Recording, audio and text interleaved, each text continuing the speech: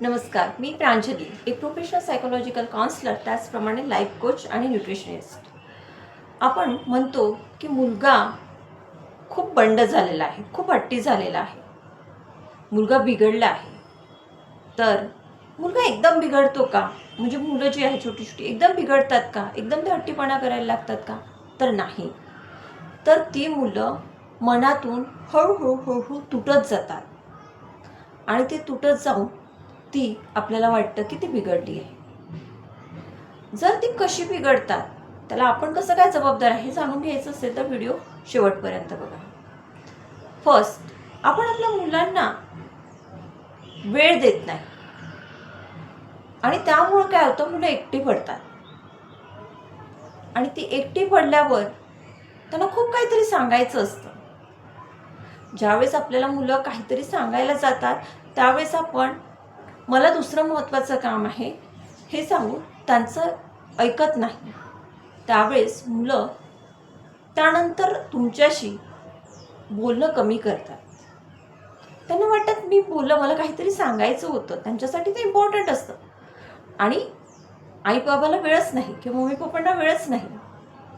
त्यांनी मला त्यांचं काम त्यांच्यासाठी महत्त्वाचं आहे आणि ते बोलले की नाही आता नाही, मला काम आहे, नंतर तुझं काय मध्येच. त्यावेळी मुलं हळूहळू हळूहळू त्यांचं बोलणं कमी करतात. ज्यावेळेस मुलगा एखादी गोष्ट चुकीची करतो किंवा ती गोष्ट त्याच्यासाठी चुकीची नसेल पण आपल्याला ती चुकीची वाटते, त्यावेळेस आपण त्याला खूप रागावतो. त्यावेळेस तो मुलगा आतून तुटतो. त्याला वाटतं अरे मी तर काहीच केलं नव्हतं, मग मला एवढा ओरडा, एवढा राग, एवढा मार का? आणि तो मुलगा हळूहळू हळूहळू मनातून इमोशनली तुमच्यापासून डिटॅच व्हायला लागतो, दूर व्हायला लागतो. बरेचदा आपण मुलांना एखादी गोष्ट असेल, एखादी एक्झाम असेल किंवा कुठल्या गोष्टी त्यांनी केलेल्या असेल, एखाद्या कॉम्पिटिशनमध्ये पार्टिसिपेट केलेलं असतं आणि त्याला थर्ड प्राईज आलं, सेकंड प्राईज आलं किंवा त्याला प्राईज मिळालंच नाही, त्यावेळेस आपण लगेच काय म्हणतो, काय तुला ते सर्टिफिकेट, पार्टिसिपेशनचं सर्टिफिकेट मिळालं, त्याला बघ, त्याला ट्रॉफी मिळाली, त्याला बघ, त्याला एक मेडल मिळालं, काय हे.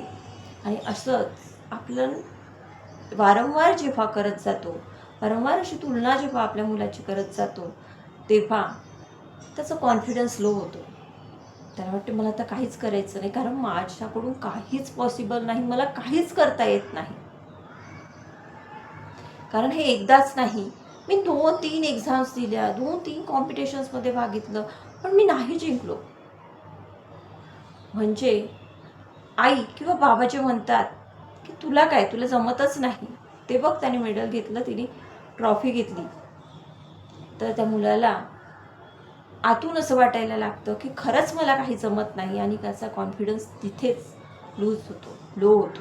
मग हा कॉन्फिडन्स, आपल्याच मुलाचा कॉन्फिडन्स आपणच लो करतो आणि नंतर आपण एका काउन्सिलरकडे जातो किंवा आपण रिलेटिव्सला सांगतो, उभाट्या करतो की माझ्या मुलामध्ये ना कॉन्फिडन्सच नाही. का नाही कॉन्फिडन्स? कारण तुम्ही त्याचा कॉन्फिडन्स कमी केला. तेव्हा एखादा आपला मुलगा जेव्हा एखादी गोष्ट सांगतो तेव्हा ती मन लावून ऐका, ऐकून घ्या, त्याच्याशी त्याच्याबद्दल डिस्कस करा. तेव्हा तो तुम्हाला आणखी काही गोष्टी सांगेल आणि त्यामुळे त्याच्या मनात काय चालू आहे हेही तुम्हाला कळेल. बरेच पॅरेंट्सला मी बघितलं आहे की त्यांना फार कामं असतं आणि मुलं छोटी असतात, मग ती मागे लागतात, काम करू देत नाही. मग काय करायचं, त्यांच्या हाती मोबाईल द्यायचा आणि मग ते मोबाईल त्यांना आपलं जीवन वाटायला लागतं, आपलं लाईफ वाटायला लागतं. ते त्या मोबाईलसोबतच तासनतास राहतात. का तासनतास राहतात? कोण त्याला जबाबदार आहे? तर त्याला आपण पॅरेंट्स जबाबदार आहोत, कारण आपण त्यांना वेळ देत नाही, आपण त्यांना समजून घेत नाही, आपण त्यांच्या हाती मोबाईल दिला म्हणून ते मोबाईल बघतात. तुम्ही तुमच्या मुलांसोबत खेळा, त्यांना वेळ द्या, त्यांच्याशी गप्पा करा, तर तुम्हाला कधीच म्हणणार नाही की मला मोबाईल दे म्हणून. ते छान तुमच्याशी खेळतील, छान गप्पा गोष्टी करतील, स्कूलमधल्या गोष्टी सांगतील, क्लासमधल्या गोष्टी सांगतील, फ्रेंड्स काय म्हणाले सांगतील, त्यांच्या डोक्यात काय प्लॅनिंग आहे सांगतील. परंतु तुम्ही त्यांच्याशी कम्युनिकेटच करत नसाल तर ते एकटे पडतात आणि त्यात तुम्ही वर म्हणून त्यांना मोबाईल देतात. मग मोबाईलच त्यांचा जीवाभावाचा फ्रेंड होतो आणि काही दिवसांनी, काही महिन्यांनी, काही वर्षांनी आपण परत एक नवीन कंप्लेंट घेऊन येतो की मॅडम, माझा मुलगा ना खूप मोबाईल बघतो, त्याला ना मोबाईलचं ॲडिक्शन लागलं. कोणी लावलं? लावायला तुम्हाला काहीच वाटलं नाही, पण ते मोबाईल ॲडिक्शन सोडवताना त्रास होतोच. आणि हे मोबाईल ॲडिक्शन आपण इझिली सोडवू शकतो, परंतु त्यासाठी तुम्हाला एफर्ट्स घेणं गरजेचं आहे. ते एफर्ट्स घेण्याची तुमची तयारी असायला हवी. फक्त काउन्सिलरकडे जाऊन की मॅडम याला मोबाईलचं ॲडिक्शन लागलेलं आहे आणि तुम्ही काहीतरी काउन्सिलिंग करा आणि याचं मोबाईल ॲडिक्शन सोडा असं म्हणून चालत नाही. काउन्सिलिंग दिलेल्या काही टिप्स, काही स्टडीज, रेग्युलर काही करायला सांगितलेला होमवर्क, सजेशन्स, या सगळ्या गोष्टींवर तुम्हाला काम करायचं असतं. काउन्सिलरचं काम आहे तुम्हाला योग्य दिशा दाखवणे किंवा त्याही पुढे मी जाऊन म्हणेल की आपण कशा प्रकारे यातून बाहेर पडू शकतो, यासाठी आपण काही उपाययोजना करू शकतो. त्या उपाययोजनांचा भाग बनणे. तुम्हाला वाटत असेल की तुमचा मुलगा हसत खेळत राहावा, तर त्याला वेळ द्या, त्याला समजून घ्या, त्याच्याशी कम्युनिकेट करा,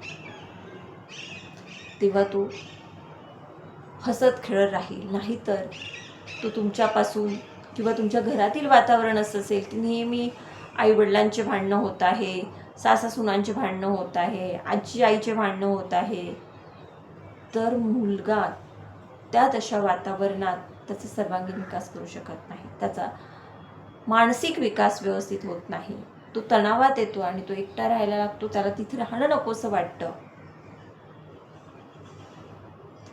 त्यानंतर दुसरी गोष्ट, अतिशिस्त. अतिशिस्तमुळे सुद्धा मुलं गोष्टी बोलत नाही, आतल्या आत मनात ठेवतात. बडबड करणारा मुलगा असेल ना तर स्वतःचं भाग्य समजा, पण जर मुलगा शांत राहत असेल, एकाच ठिकाणी बसून राहत असेल, आपल्यातच मग्न राहत असेल, तर काहीतरी आपल्या मुलाबाबत चुकतंय हे वेळेस लक्षात घ्या.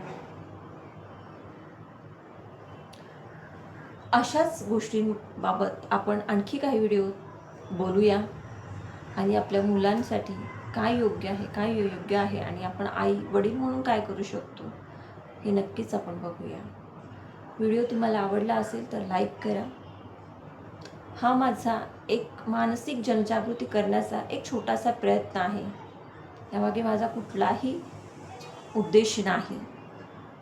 As a psychological counsellor, life coach आणि न्यूट्रिशनिस्ट म्हणून छोटासाच एक मानसिक आरोग्याबद्दल जनजागृती करण्याचा मी एक प्रयत्न करते आहे. त्यात तुमची साथ मला नक्की हवी आहे. ती कशी? तर प्रांजल माइंड केअर या चॅनलला जर तुम्ही सबस्क्राईब केलेलं नसेल तर चॅनलला नक्कीच सबस्क्राईब करा. व्हिडिओ आवडल्यास लाईक करा. तुर्तास इथेच थांबते.